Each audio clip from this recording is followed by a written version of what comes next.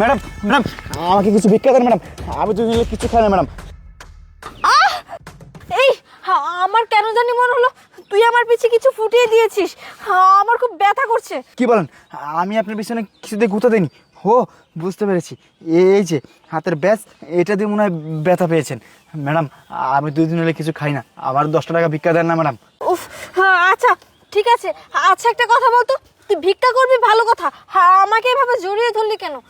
Madam আমার ভুল হয়ে গেছে, আসলে 2 দিন হলে কিছু খাই না তো, মাথায় কাজ করতেছে না। দেন না 10 টাকা। তাই বলে এমন করবি? শোন, নেক্সট টাইম ভিক্ষা করার সময় এভাবে কাউকে জড়িয়ে ধরবি না, ওখানে বসে ভিক্ষা করবি, বুঝেছিস? আচ্ছা আচ্ছা, ম্যাডাম। আমি তোকে 10 টাকা দিচ্ছি। এই যে, এই নে। ম্যাডাম আমি আপনার জন্য আল্লাহর কাছে দোয়া করি, আপনি যেন সবসময় ভালো থাকেন। আসসালামু আলাইকুম। আচ্ছা আচ্ছা।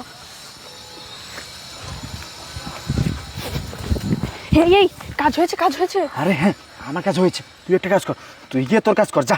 আচ্ছা তাহলে তুই ঠিক মতো চলে আসিস। আচ্ছা আচ্ছা যা।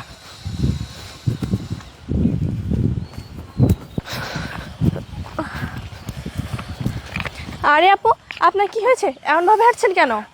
আরে আপু আর বললেন না, শরীরটা অনেক খারাপ করছে, মনে হচ্ছে মাথা ঘুরে পড়ে যাব। আচ্ছা চলেন আপনাকে মেডিকেলে নিয়ে যাই।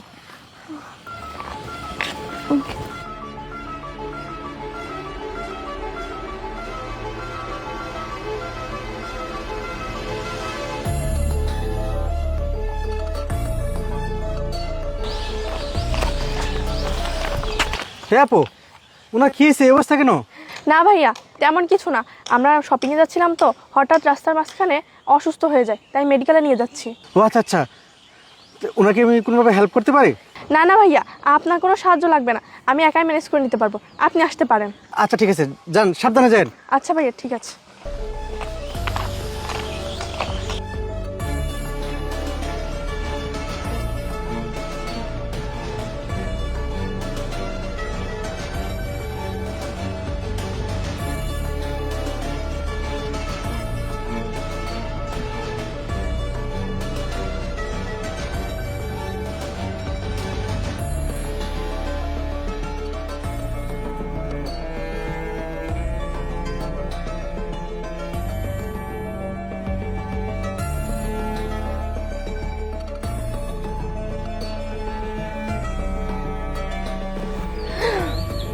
এতগুলো টাকা, যাই হোক। আইফোন, যাক, আরো একটা ফোন, যাক। তুই কি পাইছিস? এই দেখ, আইফোন, আইফোন। এই কত টাকা আছে কতগুলো এখানে? টাকা। 1 2 3 4 5 6 7 লাখ। এই তুই একটা কাজ কর, তুই এই টাকাগুলো নিয়ে যা, আর মোবাইলটা নিয়ে যা, আমি আসতেছি। চল চল, আমি তোর। আরে না, তুই যা, আমি যাবো না, আমি একটু ওর সাথে বুঝিসটা। শোন, আমরা অনেক কিছু পেয়েছি, এখন আর ওর সাথে কিছু করার চিন্তা ভাবনা করিস না, চল আমরা যাই, পরে ধরা খাইলে সমস্যা হবে। আরে ভাই তুই বুঝোস না, তুই যা, তুই যা, আমি আসতেছি, যা। আচ্ছা তুই যখন ধরা খাবি তখন দেখবি আমার কথাই তোর মনে পড়বে। আরে যা, যা, যা। দেখিস। রূপের যৌবনে কুতু কুতু খেলবো রে, তোমার নদীতে আমি সাঁতার দেব। যাই, একটু খাই। আরে এরকম ছিঁড়া কাপড় চোপড় পরা ছেলে, আর মেয়েটা তো মনে হচ্ছে ভদ্রলোকের মেয়ে, এখানে কি করছে ওরা? ও এবার বুঝতে পেরেছি, তারা আমি তোর অবস্থা খারাপ করে ছাড়ছি, কারণ তোকে আমি অনেক দিন ধরেই খুঁজছি, আমি তো তোকে চিনতে পেরে গেছি, তুই সেই কাল্লু মাস্তান না? দাঁড়া, যাক আমি একটু মৌচাকে গিয়ে মধু খেয়ে আসি। এই দাঁড়া, তোর মৌচাকের মধু আমি খাওয়াচ্ছি। এই তোর এত বড় সাহস, তুই এখানে একটা ছোট মেয়েকে নিয়ে এসেছিস খারাপ কাজ করার জন্য? এই তুই কাল্লু মাস্তান না? তোকে তো অনেক দিন ধরেই খুঁজছি, তোদের নামে পুরো রিপোর্ট আছে থানায়, কিন্তু আমি কোনোভাবেই তোদেরকে হাতে নাতে ধরতে পারছিলাম না, আজকে তোকে ধরেছি, বাকি তোর চক্রদেরকেও ধরে ছাড়বো। যাই হোক, আজকে দেহাত এই রাস্তা দিয়ে যাচ্ছিলাম, তা না হলে তো আমি তোকে কোনোভাবেই ধরতে পারতাম না।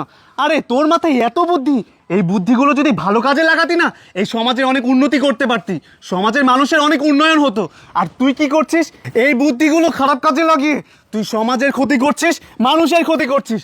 গত 2 মাস ধরে এই ধরনের অপহরণের ঘটনা এই এলাকায় চলে যাচ্ছিল, কিন্তু আমি কোনোভাবেই তোদেরকে ধরতে পারছিলাম না। তার মানে এই ঘটনাগুলো তুই ঘটাচ্ছিলিস, তাই না? যাই হোক, তোকে যে আমি হাতে নাতে ধরতে পেরেছি এটাই অনেক। স্যার শুনুন না, আমার একটা কথা শুনুন না স্যার।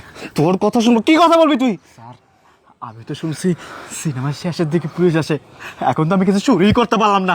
হ্যাঁ, আপনি এই যে হাজির স্যার, কিছু মাল পানি দিমনি আমরা ছাইড়ে দেন স্যার। তাই না? মালপানি তোকে থানায় নিয়ে গিয়ে জেলের ভেতরে দিয়ে দেওয়াবো। সিনেমা শেষ আমি জেলের ভিতরে নিয়ে গিয়ে করাবো। চল আমার সাথে, আগে তোর ব্যবস্থা করি, তারপর এর ব্যবস্থা করছি। দাঁড়া।